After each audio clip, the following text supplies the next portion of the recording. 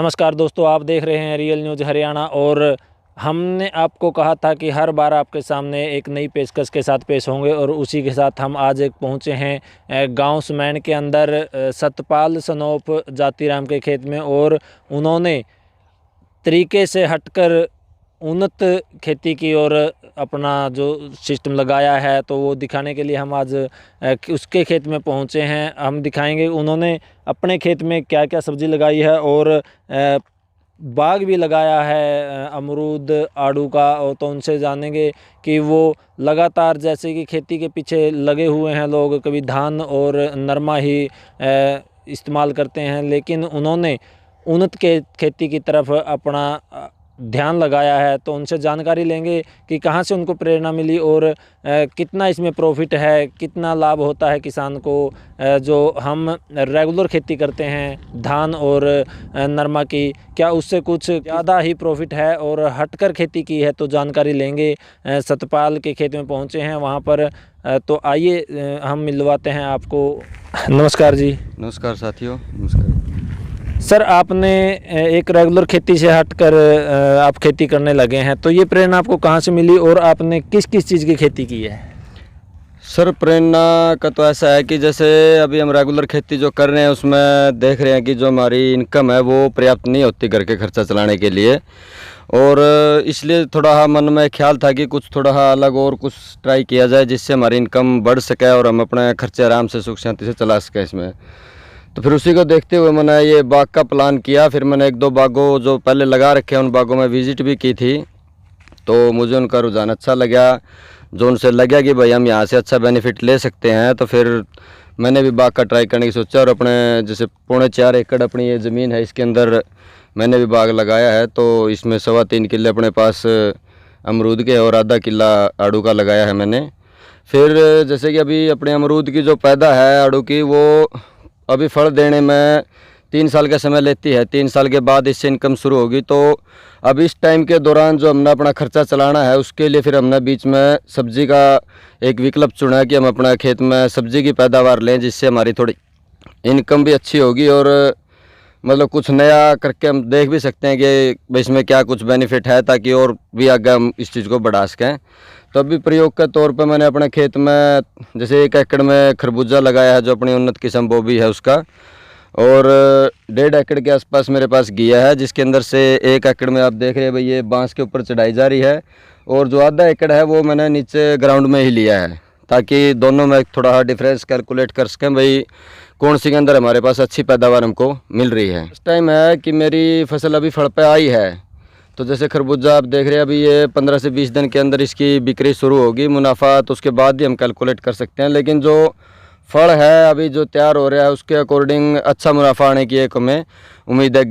ये जो घिया है अपनी, ये मेरी अभी बिकनी शुरू हो चुकी है।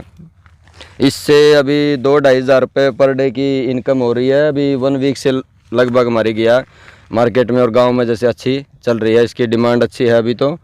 और इसके अकॉर्डिंग मेरे को लग रहा है भाई 1 से 1.5 लाख तो मतलब नॉर्मल है कि 1.5 लाख के नियर अबाउट 1 एकड़ से हम पैदावार ले सकते हैं। सर, ये खेत से मार्केट तक ले जाने के लिए कितना खर्च होता है? जैसे कि कई बार किसान होता है उसके पास साधन नहीं होता, तो उसको दिक्कतें आती हैं मार्केट तक ले जाने के लिए, तो उसके बारे में आपने क्या विचार किया? आप कैसे मार्केट तक पहुंचाते हैं?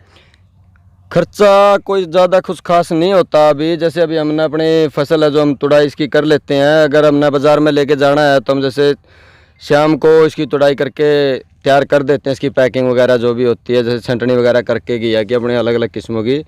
फिर जैसे सुबह गांव से हमारे पास हम कोई भी अपना प्राइवेट व्हीकल भी यूज़ कर सकते हैं, या फिर जैसे गांव में भी और जो अपना सब्जी वाले या फल विक्रेता है वो अपना साधन लेके जाते हैं गांव से इकट्ठे होकर, हम उनके साथ अपना शेयरिंग करके उनके साथ अपने सब्जी मंडी तक पहुंचा देते हैं। तो जिसने आपने 4 एकड़ में सब्जी लगाई है, उसको तोड़ने में भी क्या कोई दिक्कत आती है? खुद ही करते हैं या कोई मजदूर वगैरह लेकर आने की ज़रूरत होती है उसमें? ये थोड़ा होता है कि जैसे अभी जो हमारे पास है जो 4 एकड़ में हो गई, इसमें थोड़ी मैन पावर ज़्यादा चाहिए होती है।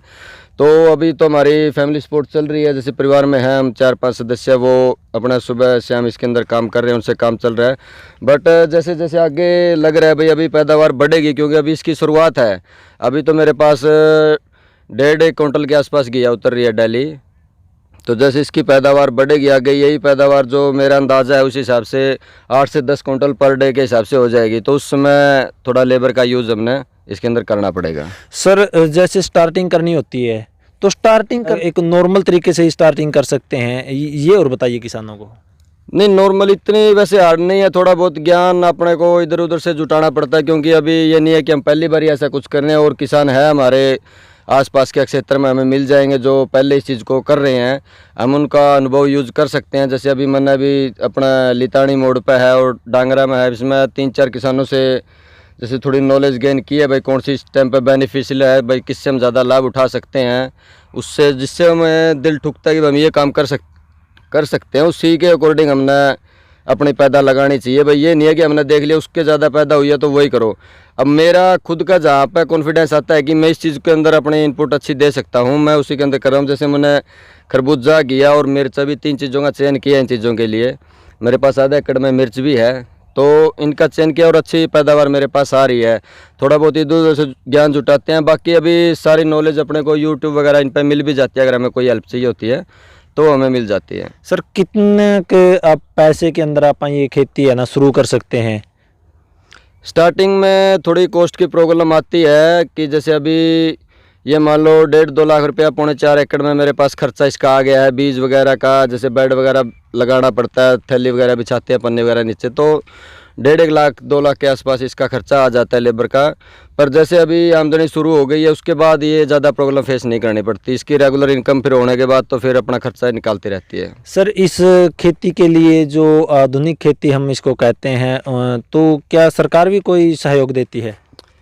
हाँ, सरकार की तरफ से सब्सिडी वगैरह आती है। जैसे अभी ये बांस वगैरह लगाते हैं, अगर ये अभी बाग के अंदर ना लगाकर मैं अपने खुले खेत में घिया की खेती बांस पे करते हैं तो उस पर किसानों को जैसे 30,000 रुपये प्रति एकड़ के हिसाब से सब्सिडी मिल रही है। मेरा अभी मैंने बाग के अंदर किया है, इसलिए बाग वाली ज़मीन के अंदर ऐसी कोई स्कीम है नहीं अभी।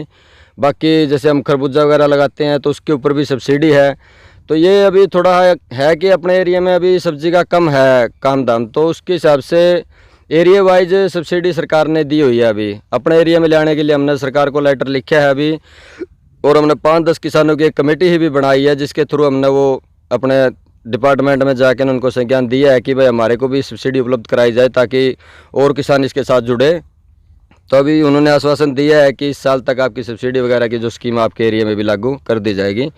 बाकी हमने जैसे वाटर के लिए टैंक बनाया है, ड्रिपिंग वगैरह सिस्टम तैयार किया है, इसके अंदर सरकार का काफ़ी सहयोग रहा है, उसके अंदर हमें सब्सिडी वगैरह उपलब्ध कराई जाती है। सर आपने उन्नत खेती की तरफ ध्यान दिया है, तो आप किसानों को क्या मशवरा देंगे? आप किसानों से क्या कहेंगे उन्नत खेती की तरफ जाएं, रेगुलर खेती से हटकर? तो आपका क्या कहना है? मैं यही कह रहा हूँ कि जो हमारा रेगुलर, देखो हम गेहूँ जैसे जीरी हो गया, अपना ईख हो गया, नरमा, ये जो चीज़ें लगा रहे हैं इनसे एक हम फिक्स इनपुट से आउटपुट ले पा रहे हैं, ज़्यादा इनकम नहीं हो पा रही है। हम अगर हमारे अभी जैसे हम देख रहे हैं खर्चे आज के दौर में बहुत ज़्यादा बढ़ गए हैं, लेकिन आमदनी वही है हमारी फिक्स है। तो अभी जो खर्चे बढ़ रहे हैं उसके अकॉर्डिंग हमने थोड़ा बहुत बदलाव हमारे खेत में करना पड़ेगा।